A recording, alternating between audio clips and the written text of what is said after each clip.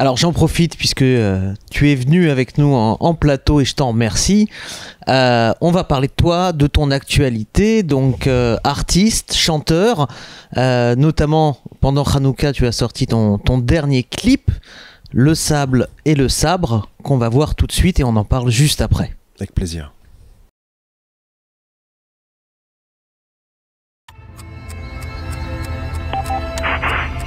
תחנות פיקוד הדרום כאן קודקוד. אנחנו יוצאים למתקפה על החמאס וארגוני הטרור ברצועת עזה. מטרתנו היא אחת, ניצחון. C'est le chaos debout, car cela ferait débat. Nos combats mis bout à bout de 48 à Nova. Le Black Shabbos, la guerre de la Torah. Le 7-10-23 de la Persak Faraza. No matter what, j'ai la Gvoura d'Imassara. Animé Shugami Ashvili et Assyrie. Le sable et le sabre, armé de ma Bible. Libération imminente, deliverance music. Les mensonges s'avalent dans toutes les grandes villes. Doute des drones hostiles et des boucliers civils. Nos soldats, nos lions, réputation invincible. Loi du talion, moralement légitime. Vos missiles sur nos villes, nos otages en péril. Hommes, femmes, maréimes, nos vieillards, nos babies. Oh, l'enfer ne veut pas de vous, vous êtes des mauvais perdants, nous irons jusqu'au bout. התושבים של בארי, שדרות, ניר עוז, כפר עזה ויישובי מערב הנגב ואיתם כל עם ישראל, כולם מביטים בנו כעת. כמוני, גם הם סומכים עליכם ומאמינים בכם. אתם דור הניצחון.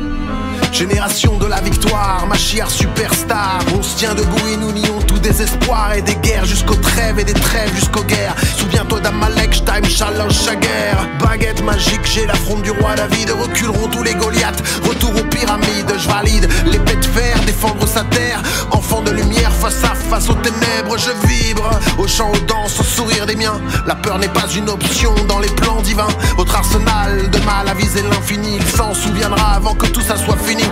Walk BLM, progressiste insoumis. Les prochains seront les pays qui n'ont rien saisi. Ça gêne, autant d'amour pour la vie. Am Israel Chai, from the river to the sea.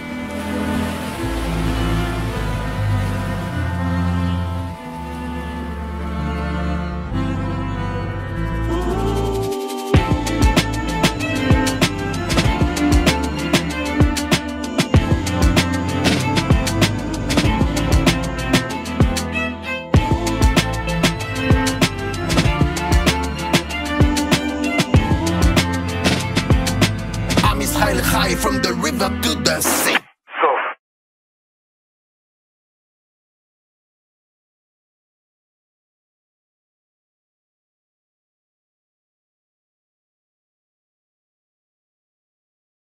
Eh bien voilà, le sabre et le sable, le sable et le sabre. Finalement, un clip qui tombe, j'allais dire, avec justesse, pour pas dire le mot opportun, parce que ça aurait été déplacé.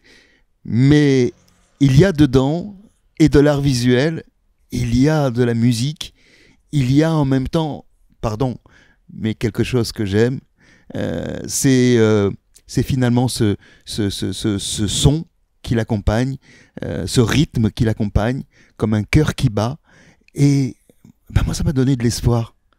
Alors, tu es Shmoulik, tu es un rappeur, hip-hop, tu as fréquenté les États-Unis, tu viens de France, et finalement tu as fait ton alliage il y a plus d'une vingtaine d'années, bien installé. Tu joues avec différents artistes, avec qui d'ailleurs c'est bien parce que tu partageais l'image et le son avec tous ces artistes, c'est extraordinaire.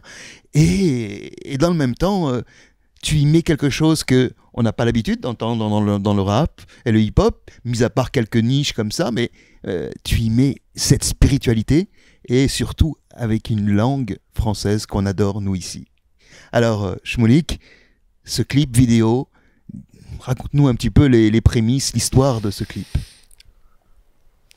Écoutez, après les événements du 7 octobre, comme tout le monde, je pense qu'on a tous passé le premier, le deuxième mois, on était en blackout total. Moi, j'étais pas en mesure d'exprimer quoi que ce soit artistiquement par rapport à ce qui s'était passé. parce que trop dur, trop fort et trop incompréhensible. Et un de mes mentors en musique, Henry Scarstruck, qui vit à New York et qui avait travaillé avec moi sur le titre Les Enfants d'Israël il y a une quinzaine d'années et qui depuis me suit, m'envoie un message depuis New York donc pour me dire que il faut que j'écris, il faut que je m'exprime, il faut que j'explique, il faut que je dise quelque chose. Et j'étais dans un moment où ça faisait 2 mois et demi comme ça, et je sentais que j'avais besoin d'exprimer quelque chose, mais j'avais besoin d'un pouce. Il m'a envoyé ce push, et j'ai commencé à écrire. L'écriture m'a pris 3 semaines. Donc les paroles d'abord. Et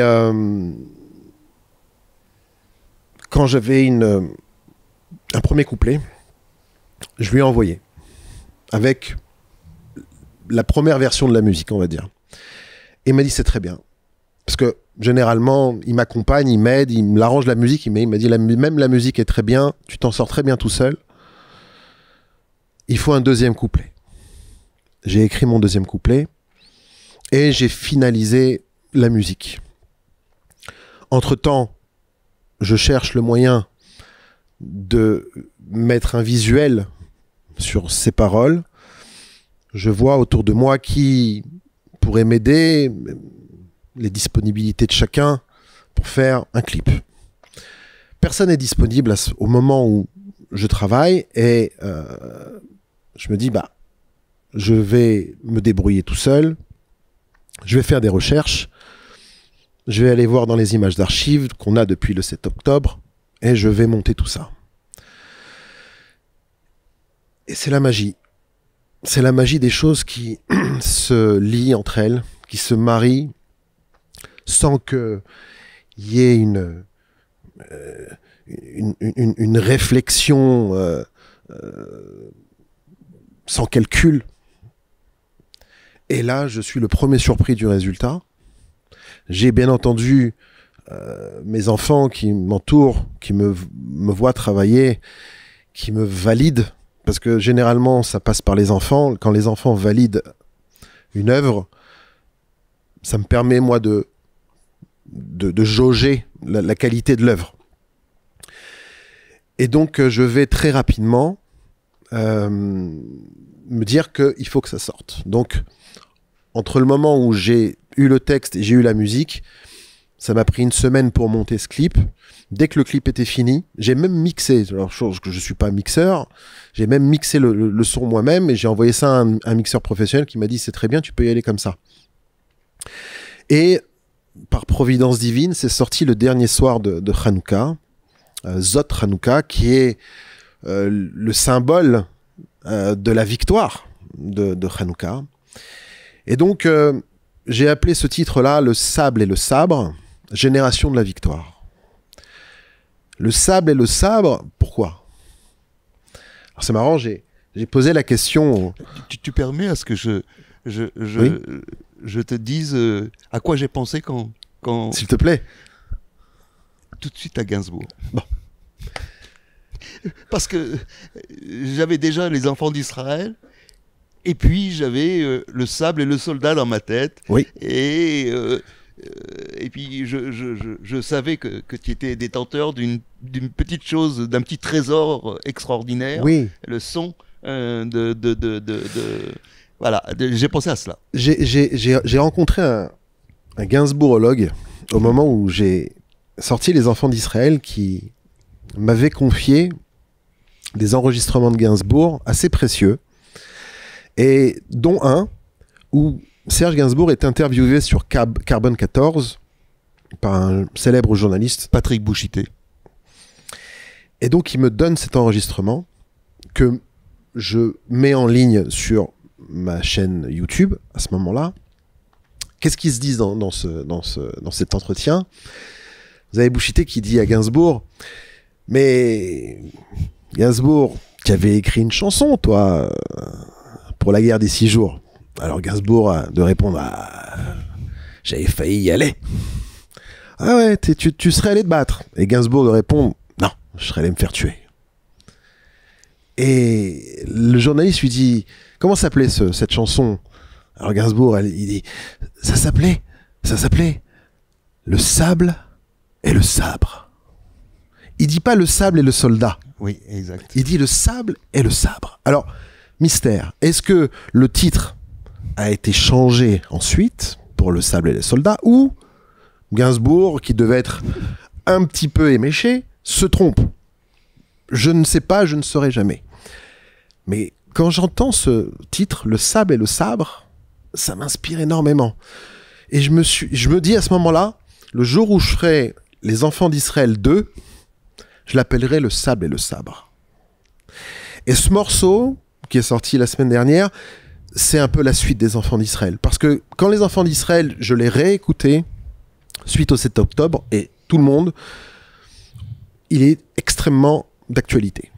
C'est mot pour mot tout ce qu'on vit. Mais moi, en tant qu'artiste, c'est quand même quelque chose que j'ai fait il y a 15 ans. Comment je peux renouveler, comment je peux dire la même chose mais différemment? C'est des questions qui m'ont taraudé pendant quelques semaines. Et j'ai enfin trouvé la réponse. Et j'ai enfin lié Le sable et le sabre, ce titre voulu par Serge Gainsbourg, qui n'a jamais été donc reconnu en tant que tel, à une œuvre qui aujourd'hui existe. Et pour continuer avec Gainsbourg, dans le deuxième couplet du morceau, je dis que nous repousserons tous les Goliaths, retour aux pyramides. Gainsbourg dit repousseront tous les Goliaths venus des pyramides dans Le sable et le soldat. Donc double référence à Serge Gainsbourg, qui décidément m'accompagne dans tout cela. Mais il y a une récurrence dans toute ton œuvre. C'est Les Enfants d'Israël. Les miens, la force des miens, quand tu racontes de Sarcelles à Brooklyn, à Israël, etc., on entend ce qu'on entend, on a l'habitude d'entendre dans le rap, c'est-à-dire des choses du quotidien, des choses qui touchent, des choses qui percutent, des choses qui vous tiennent à cœur. Et là, on reconnaît la scénographie autour du rap et du hip-hop, mais enfin du hip-hop aussi aujourd'hui aux États-Unis, mais bon, disons que avant, quand il y avait le hip-hop aux États-Unis, on sent un témoignage, un langage fort, quelque chose. Et là, ça prend une dimension intime offerte à tous. J'ai même envie de dire que ça prend une dimension divine. Parce que notre but, à tous, c'est lequel? C'est de pouvoir faire la jonction entre la matière et la spiritualité. Dieu, il nous a créé ce monde pour que justement on lui fasse une place dans ce monde. On n'est pas dans des notions où Dieu est extérieur au monde et nous vivons ici, et puis il y a un bonhomme barbu sur un nuage en haut. Non, Dieu souhaite, désire plus que tout que nous puissions le lier à notre matérialité la plus intérieure, même la plus basse. Ce qui veut dire que toutes nos actions, qui sont en vérité des actions matérielles, doivent en vérité, in fine, être imprégnées de Dieu d'une manière ou d'une autre. Et ça, c'est la pensée du rabbi. C'est la pensée chassidique du rabbi, exactement. Et l'idée de prendre le rap, qui est... il fallait faire le pari il y a 30 ans que ça allait être la musique la plus populaire aujourd'hui, mais qui est la musique de la génération, donc une des matérialités les plus imposantes, de prendre cette matérialité-là et de lui injecter cette divinité nécessaire à la réparation. Parce que à quel moment on arrive à la fin et au début de quelque chose d'autre? Quand on répare. La réparation, le tikkun en hébreu, c'est ce que nous sommes en train de faire aujourd'hui. Chacun à notre niveau, chacun dans nos vies, dans nos préoccupations intimes, personnelles, globales, communautaires, nous faisons un tikkun. Nous réparons. Ma mission a été de réparer, en partie, parce que je pense pas avoir fini, ni avoir tout fait par moi-même, mais ça a été d'injecter dans cette musique-là, qui est une musique révolutionnaire, qui est une musique qui est là pour faire bouger les codes, et qui était appliquée au peuple afro-américain à la base, mais qui s'est développée de façon extraordinaire dans le monde entier pour dire les choses. Et j'ai pris cette opportunité-là pour dire, regarde, Dieu, je suis avec toi, mais je suis moi. C'est quoi moi? Je suis un jeune ado qui vient de la banlieue parisienne, qui est fan de hip-hop et de graffiti. Et bah, dans ce hip-hop et dans ce graffiti-là, je vais t'intégrer. J'ai une question par rapport à ça. Quel est le retour que tu as du public religieux à qui tu fais passer des messages à travers une musique qui spontanément va pas forcément vers eux? Alors, ça dépend. Vous avez des religieux, entre guillemets, qui sont, on va dire, très conservateurs, et c'est généralement les anciens, et vous avez leurs enfants. Leurs enfants, c'est différent. Ils vivent dans une ère, dans un monde où, justement, il y a eu beaucoup d'ouverture qui a été faite. Beaucoup d'outils sont utilisés par les communautés religieuses pour vivre aujourd'hui, et des outils qui sont ouverts au monde. Donc, même la musique, si vous remarquez bien, vous avez de plus en plus de musique juive qui sont des trans ou des techno ou que sais-je, qui viennent d'un monde complètement différent. Donc, on voit bien qu'il y a une ouverture qui s'est faite ces 20 dernières années sur la jeunesse spécifiquement. Le rap fait partie du même, procède du même schéma d'une certaine manière. Ce qui est intéressant, c'est qu'avec le rap et le rap français en règle générale, les anciens vont pas s'y intéresser forcément, vont trouver que c'est pas pour eux ou que ça correspond pas forcément à ce qu'ils entrevoient de la musique en règle générale. Mais il s'avère que avec une chanson comme Les Enfants d'Israël, on a séduit un public de 7 à 77 ans. Et pourtant, c'est du rap comme moi je le conçois, qui est sans compromis dans les codes qu'il amène. Je suis vraiment attaché au code du hip-hop véritable. Alors, ce qui peut paraître être anodin, mais concrètement, moi, c'est ça qui me fait vibrer. Et c'est intéressant parce que si je vous mets un morceau de Public Enemy maintenant, vous allez me dire, ah, c'est trop violent, ou ça fait du bruit, ça me fait mal aux oreilles. Mais concrètement, ce que je fais, c'est Public Enemy. En toute proportion gardée. Et justement, le fait qu'on ait intégré la lumière dans quelque chose d'obscur rend tout cela comestible. Et pas simplement comestible, mais aussi voilà, délicieux. Et je pense que c'est une des raisons pour laquelle j'ai continué à le faire au fil des années et que je ne me suis pas arrêté en cours de route. Alors, je vais jouer au vilain petit canard. Je suis un homme de musique aussi. Non pas que je crée de la musique, mais je la diffuse parce que j'ai des émissions sur les radios juives de rock classique et de blues. Et je vais te dire, franchement, que le rap ne m'a jamais touché. Le rap, ça c'est mon côté vieux con, ce n'est pas ma musique du tout. C'est ce que je te disais. Et je veux être franc, parce que pour moi, le rap... Et en fait, non, ma question, elle est un peu plus précise. Comment un juif de plus religieux, mais on peut mettre le religieux de côté, c'est pas grave. Comment un rap juif peut exister au milieu des raps qui sont principalement nord-américains aux États-Unis, très violents. Tu as parlé de Public Enemy, mais on peut en trouver encore même aujourd'hui. Très violents, voire antisémites. Et des raps francophones, principalement maghrébins, et également souvent islamistes, antisémites.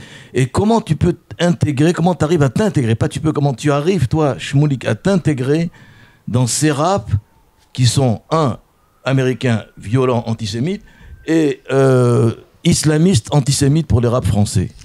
Je pense que je cherche pas à m'intégrer à leur vision des choses. Il y a un terrain de jeu. Le terrain de jeu, c'est le hip-hop qui est basé sur des samples de jazz, de rhythm and blues. Et il y a toute une créativité autour de cette musique, comment on la fabrique, les références. Il y a tout ça qui, déjà, est hors contexte de ce que les rappeurs peuvent dire dans leurs paroles. Déjà, on a la musique en soi. Après, il y a ce qu'on y dit, ce qu'on va poser comme parole dessus. Chacun a la possibilité de dire, sur du rap, sa révolte, son désir de changement.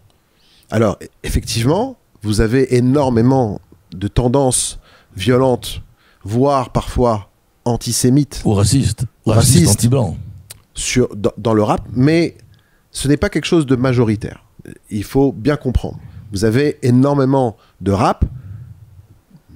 Je ne sais pas, si vous prenez MC Solar, par exemple, qui est un des plus grands rappeurs français, vous allez voir quelqu'un... C'est un peu l'exception, quand même. Orelsan. Il n'y a pas que, mais... Orelsan, Ouais, alors j'allais te dire que MC Solar, à la différence de la plupart des rappeurs, il y a une vraie musique. Moi, je trouve qu'un des problèmes du rap, c'est qu'il y a une richesse de paroles et une pauvreté de la musique. Ça, c'est un autre débat, surtout aujourd'hui. Mais ce que je veux dire par là, c'est que vous avez également la possibilité d'anoblir la chose. L'opportunité qui m'a été donnée d'anoblir cet art au travers la pensée judaïque ou au travers la vision que j'avais de la pensée juive, pour moi, elle coulait de sang, elle coulait de source. Mais alors comment tu es perçu justement par tous ces rappeurs nord-américains que tu connais, que ce soit des anciens jusqu'à aujourd'hui, et c'est des rappeurs français d'origine immigrée? Comment tu es perçu? Est-ce qu'ils te comprennent? Est-ce qu'ils comprennent ton rap? Je pense pas que l'idée derrière tout ça est de leur plaire ou de les approcher. Mon but, il n'est pas de devenir un rappeur français de plus. Pour moi, je fais pas de rap. Pour moi, j'élève. Pour moi, j'exprime.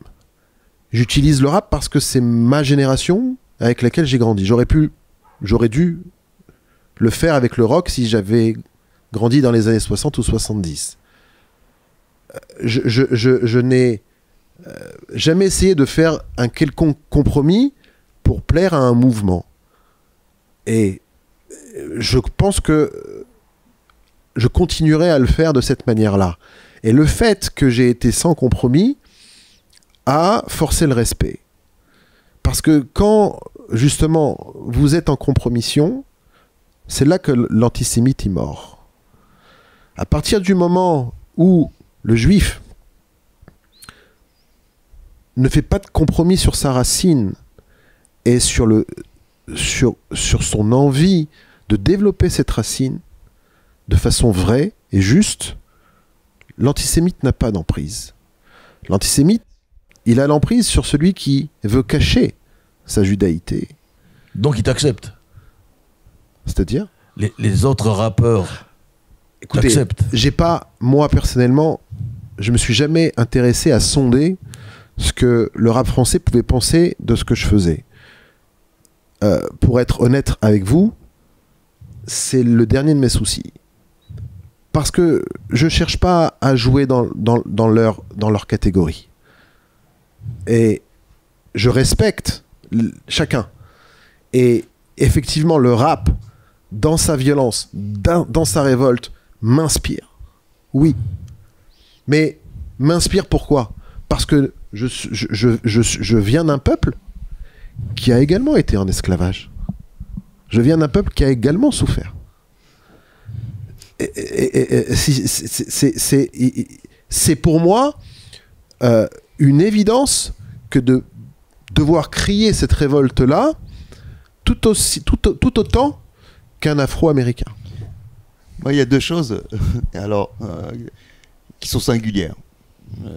La première, c'est que on était dans un climat, et on est dans un climat où finalement on cherche, même en Israël, à s'échapper du religieux, du spirituel, pour être dans la consommation, etc., etc., et puis de ressembler à tous les pays du monde. Et puis dans le même temps, je me dis, mais quand on veut choisir un style de musique, on veut être entendu par le plus grand nombre. Et voilà qu'on choisit quelque chose qu'on croyait abouti. On étudie depuis tellement de siècles. On parle de Dieu depuis tellement de temps et tellement de monde en parle.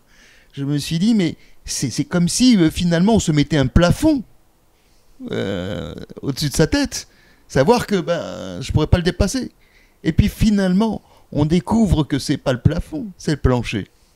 C'est-à-dire qu'à partir de là, je m'ouvre au monde avec ma façon de parler, ma façon d'être, la façon que j'ai fait de mon expression au travers du rap, au travers du hip-hop. J'en ai fait quelque chose qui, oui, peut être universel, qui a sa place, même une toute petite place, mais qui a sa place parce que finalement, tout est permis. Tout est permis du moment que le plancher est solide. Tout à fait. Le fait qu'on soit justement connecté, chacun à sa manière, chacun à son niveau, chacun avec son ressenti à Dieu, fait qu'en vérité, on introduit en nous-mêmes l'infini.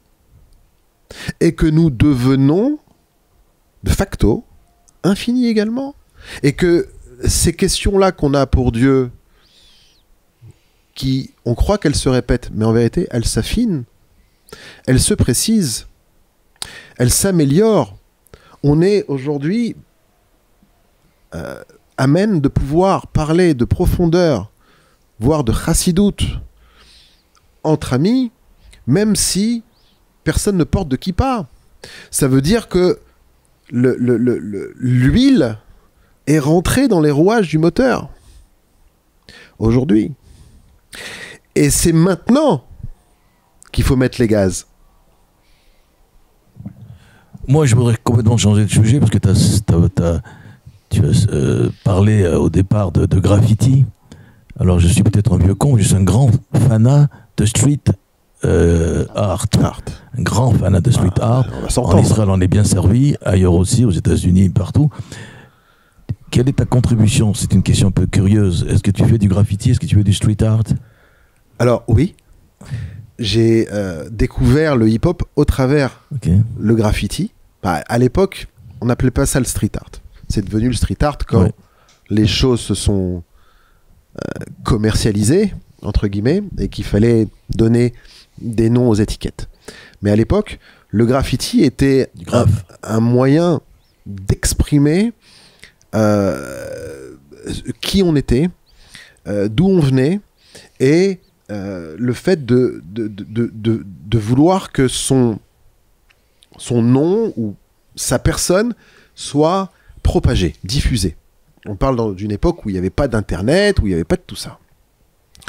Et si vous voulez, moi, j'ai 12 ans, 13 ans, je suis curieux et je vois tout cet art graphique sur les murs et j'ai eu envie d'en être. J'ai commencé par prendre des photos et reproduire sur des cahiers, sur des feuilles canson, tous les graffitis que je voyais. Alors j'ai reproduit les plus grands. Je me souviens, je travaillais toute la nuit, j'arrivais à l'école le lendemain matin, au lycée, et je montrais mes dessins à mes copains. Et ça me remplissait de bonheur. Et un de mes profs, qui m'appréciait et qui m'aidait, m'a un jour ouvert les portes de la salle des ordinateurs de l'école. Et il m'a dit, regarde, il m'a allumé, il m'a dit, voilà, je te présente un logiciel qui s'appelle Photoshop. Et là, j'ai eu ma vocation qui s'est présentée à moi. Et c'est parti du graffiti. Alors, j'ai entamé une carrière de designer dans tout ce qu'on peut imaginer de créer visuellement. Et ces 10 dernières années, on va dire, j'ai voulu casser mes propres codes du design institutionnel, on va dire, et aller chercher au plus profond de moi-même l'art premier. Et je me suis donc inspiré du tag et des lignes que le tag propose pour créer des œuvres complètement folles. On peut les voir quelque part? On peut les voir, tout à fait.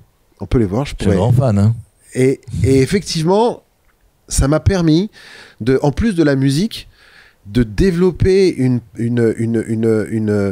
partie de moi-même liée à l'art graphique encore plus profonde. Et je me suis éclaté à le faire. J'ai eu la chance de pouvoir exposer et de vendre. Aujourd'hui, je vends mes tableaux et je vis de ça. Ça a pris du temps. C'est infini, ce genre de mise en place est très longue parce que c'est toute une vie qui se met en place. Aujourd'hui, je fais le chibour en hébreu. Je fais la jonction entre ce que j'ai fait en musique et ce que je fais en art, chose qui n'était pas évidente au début. Je pensais que faire de l'art ne me permettait pas d'allier ça forcément à la musique, peut-être français de mentalité, être dans des box, mais aujourd'hui les choses ont évolué. D'être multifacette, c'est un atout. Aujourd'hui, c'est pas quelque chose de dérangeant. J'en profite. Donc oui, effectivement, je vais écrire mes textes, composer ma musique, réaliser mes clips et faire mes pochettes. Jérôme ? On arrive malheureusement à la fin de cette interview, mais je voulais te laisser la parole pour peut-être nous dire un mot, parce que ça fait 2 mois et demi qu'Israël est en guerre, qu'on sort de la fête de Hanouka avec un message d'espoir et une lumière particulière. Donc peut-être nous dire quelques mots sur tes pensées en ce moment pour terminer cet échange. Le simple fait d'avoir vu toutes ces Hanoukiyot s'allumer dans Gaza chaque soir par les soldats, c'est quand même un signe fort. On l'aurait pu ne pas. Et on voit que nos soldats sont dans un combat, dans une prise de conscience très profonde.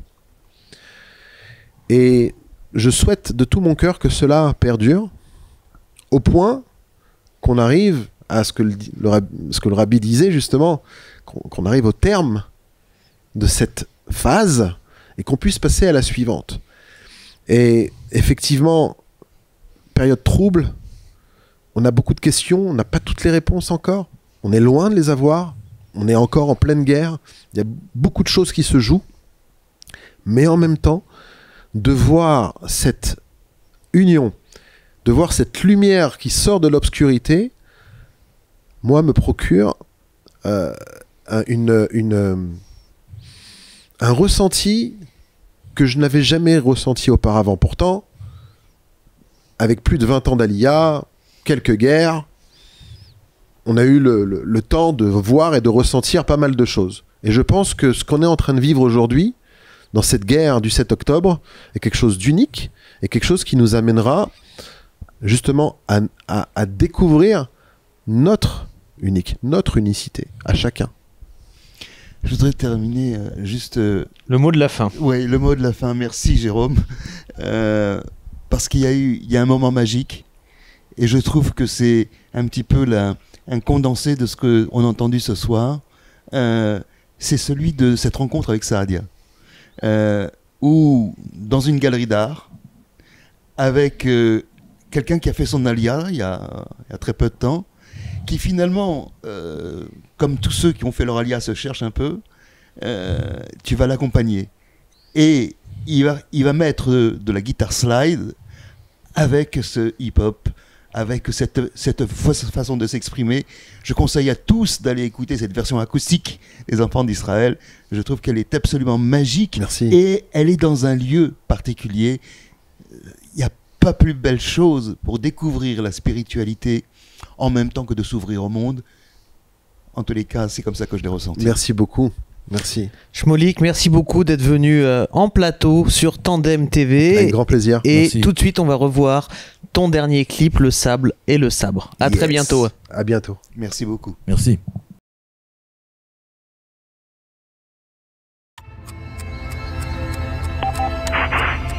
תחנות פיקוד הדרום כאן קודקוד. אנחנו יוצאים למתקפה על החמאס וארגוני הטרור ברצועת עזה. מטרתנו היא אחת, ניצחון. C'est le chaos debout, car cela ferait débat. Nos combats mis bout à bout de 48 à Nova. Le Black Shabbos, la guerre de la Torah. Le 7-10-23 de la Persak Faraza. No matter what, j'ai la Gvoura d'Imassara.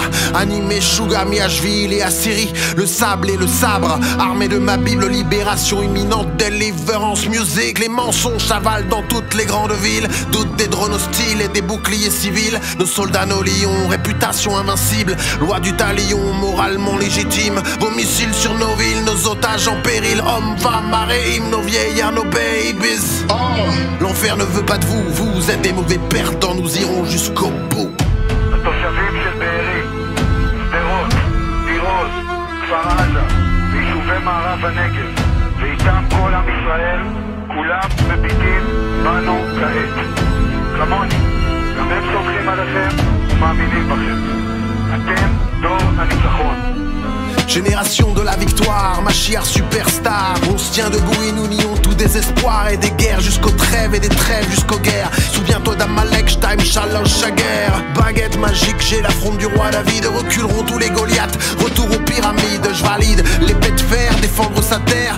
Enfant de lumière face à face aux ténèbres. Je vibre au chant, aux danses, au sourire des miens. La peur n'est pas une option dans les plans divins. Votre arsenal de mal a visé l'infini. Il s'en souviendra avant que tout ça soit fini.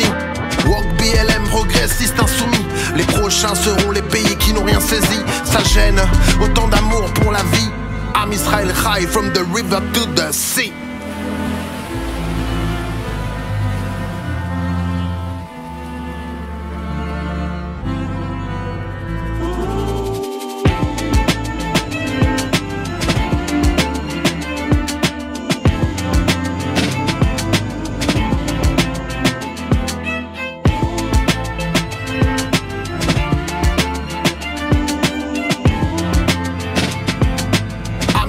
High from the river to the sea. סוף.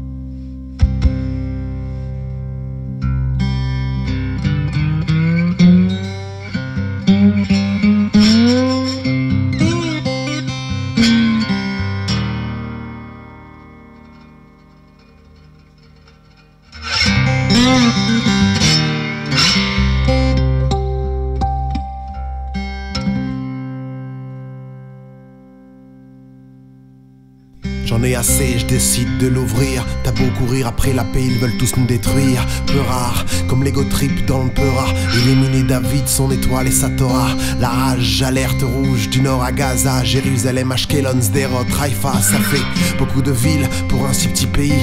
Je te le dis petit, suppose-t-il comme manque de patates que toutes les nations se retournent contre nous. L'agneau a du courage au milieu des 70 loups. Alors ils essaient, pensant qu'on perdra le contrôle, qu'on fera de l'humanitaire et laisserait passer leur drone. La trame d'une troisième guerre au fond d'écran. Les médias font l'audimat et vendront plus de brosses à dents. Adam et Ève sont de parents juifs, garants de notre terre, de Métoula en gauche captif. Oui, je défendrai le sable d'Israël, la terre d'Israël, les enfants d'Israël. Oui, je défendrai le sable d'Israël, la enfants d'Israël. Ils désinforment, déforment, reforment le tout sur Photoshop. Pour crier leurs méfaits, j'ai pas besoin d'un microscope. Flagrant comme une tache blanche sur un fond noir. Le mensonge, une réalité à qui on donne tous les pouvoirs. Pour voir ce que j'ai vu dans les villes du Nord. Des roquettes par centaines et on nous demande de rester fort. C'est fou, tant mieux, en exigeant l'impossible. L'épreuve nie le peuple, du livre et de la Bible. Instable, Moyen-Orient et escalade. Les termes sont récurrents, l'information serait coupable. Je double l'opinion, dans la course à l'intox. Vouloir la paix, je vis la guerre, parle-moi d'un paradoxe. On boxe au corps comme Alphonse Alimi. Big up au rappeur, rendant hommage à Ilan Halimi. On n'oublie pas, on est debout, la garde haute, armée de bonnes actions envers nos frères et même les autres. Oui, je défendrai le sable d'Israël, la terre d'Israël, les enfants d'Israël. Oui, je défendrai le sable d'Israël, la terre d'Israël, les enfants d'Israël. Break it down.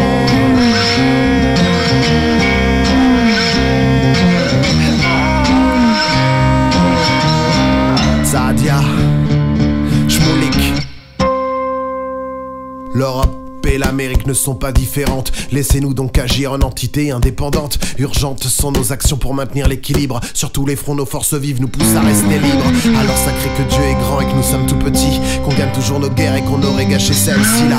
Force des miens ne réside pas dans les armes. On aveugle l'ennemi grâce à la lumière qu'on a dans nos âmes. Des hommes, des femmes décident pour nous à New York, Babylone agonise. Mais ces gens-là s'en moquent, on choque. Comment si on se défendre, stoppons-les avant que nos barils ne puissent plus se vendre. Comprends qu'on agit ainsi pour notre survie. Ici on aime la vie et celle de nos soldats n'a pas de prix. Je prie le Dieu de l'univers auquel je suis attaché. En attendant je continuerai et je rabâcherai. Je défendrai le sable